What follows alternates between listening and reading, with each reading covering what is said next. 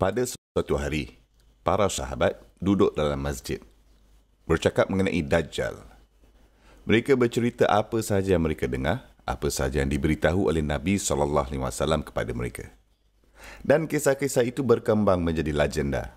Legenda berkembang menjadi mitos. Dan anda tahu bagaimana selanjutnya kan? Dan sahabat menjadi sedikit takut. Sedikit ketakutan tentang Dajjal ini. Ketika Nabi SAW datang untuk melihatkan apa yang mereka sedang lakukan, beliau dapat melihat sekumpulan orang yang kelihatan seperti ketakutan dan risau. Jadi, beliau SAW berkata, apa masalahnya? Kenapa kamu semua kelihatan ketakutan? Jadi mereka berkata, kami semua sedang membincangkan tentang kedatangan Dajjal. Dan kami sangat takut.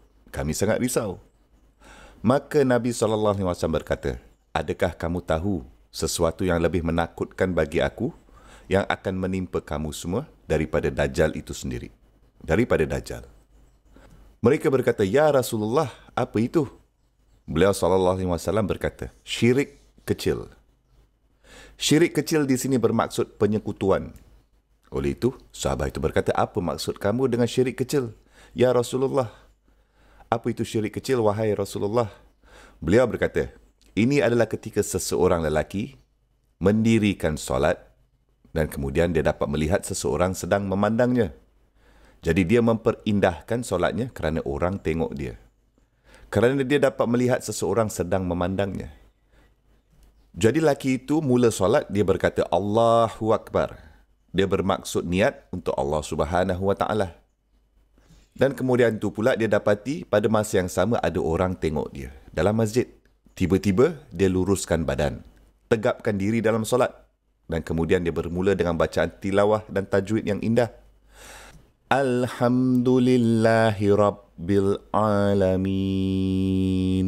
Dan ketika dia habis dengan Fatihah, dia memberikan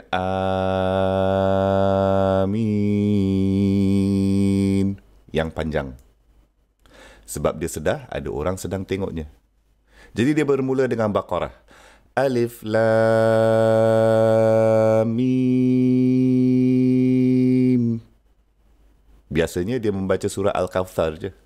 Tapi sekarang pula ada orang yang tengoknya. Jadi dia bermula dengan suratul Baqarah. Ini adalah bagaimana Nabi SAW mendefinasikan syirik kecil.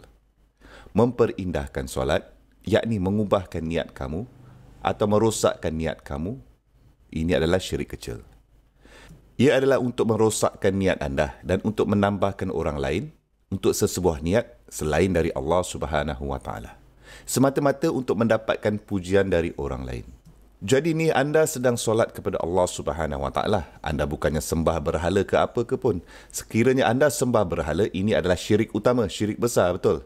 Ini bukan syirik utama, tapi sebaliknya. Ini kes syirik kecil. Anda tidak sembah kepada berhala, anda tidak sujud kepada Tuhan palsu. Anda bersolat untuk Allah Subhanahu Wa Taala. Anda bersedekah untuk Allah Subhanahu Wa Taala.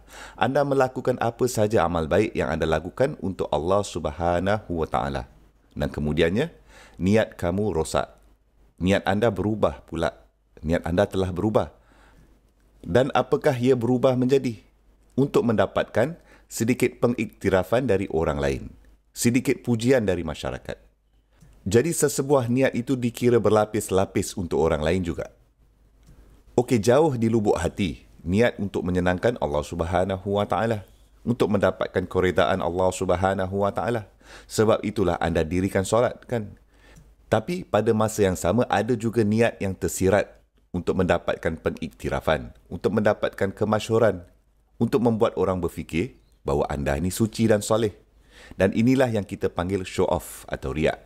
Dan inilah yang ditentukan oleh Nabi SAW sebagai syirik kecil.